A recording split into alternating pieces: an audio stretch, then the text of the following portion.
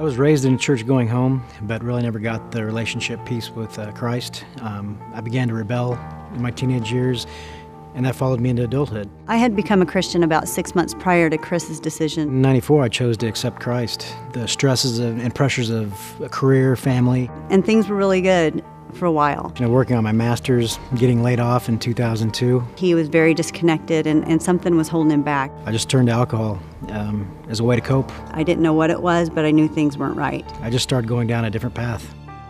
When darkness comes, it doesn't just come for a little of you, it comes for all of you. I let a little darkness in, and it nearly took all of me.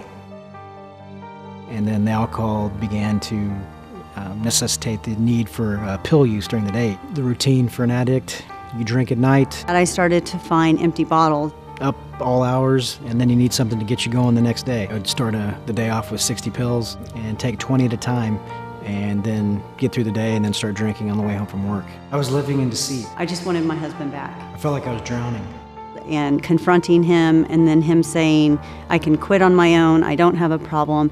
And then I'd believe him, and we just went through that cycle over and over again until it just got completely out of control. Basically, all that led to an event in the spring of 2003. Going to church every Sunday and putting on our Sunday smile, I did not want anybody to know what was going on in our home. Actually went to a doctor for anxiety. Told him I was drinking a little bit. He gave me a narcotic as a prescription. Well, for an addict, that's great news. I just assumed that everybody in church had it all together and they had these perfect lives. That night, took the first two, chased it with, probably six-pack.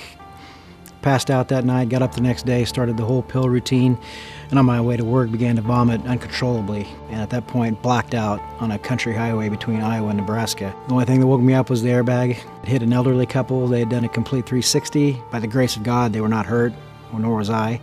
When I saw the vehicle, I could not believe that he lived through that. Quite frankly, I should have died. And basically, the next thing I know, I'm transported to a sheriff's station waiting for my wife to come pick me up. And it was just a very lonely and dark time. And then the next day we made a decision as a husband and wife for me to go to treatment, where I spent the next 30 days. Began to be very bitter and resentful towards him. God will make beauty from the ashes. The moment of really transformation was sitting in church. And a gentleman came forward and gave his testimony. Completely impromptu, a man that I respected who was a leader in our church.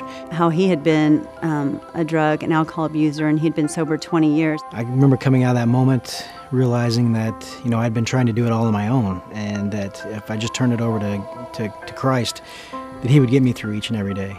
And that was really a revelation for me. After joining some men's groups and some accountability groups, he started to let Christ take over. And it's just amazing that God puts people in your life to transform you and transform your way of thinking. You don't have to do this alone. Understanding that a daily relationship with Christ is how you get through your day and really what is important. And I wish I would have confided in someone. Reaching out to other people and doing life with other believers. And as a body of believers, that's what we're called to do, is to help people through these kind of times. There's always stages of healing. Every day is a challenge. But the way you get through it is what's important. And now he's the spiritual leader of our home, which is something that I had prayed about for years. The most important thing is to continue being in the Word and just walking in faith each and every day. His mercies are new every day. God doesn't want just part of you, He wants all of you. Just continually are renewed by His love. And I'm done just giving Him part of myself. God is good, and He only wants good for our lives. He didn't cause any of this. We made these choices. And giving Him all of me.